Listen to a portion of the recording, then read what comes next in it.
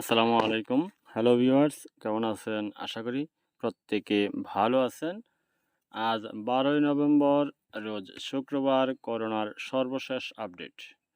গত ২৪ ঘন্টায় নমুনা পরীক্ষা করা হয় ১৯,৫৪৪ জন। গত ২৪ ঘন্টা মোট শনাক্ত হয়েছে ২৩৭ জন। এখন পর্যন্ত মোট শনাক্ত হয়েছে ১৫,৭১,৯০৬ জন। গত ২৪ ঘন্টায় শনাক্তের হার ১.২১%। গত ২৪ ঘন্টায় মোট সুস্থ হয়েছে ২৩১ জন। এখন পর্যন্ত মোট সুস্থ হয়েছে ১৫,৩৫,৮৯২ জন। গত ২৪ ঘন্টায় মোট মৃত্যুবরণ করে ১ জন।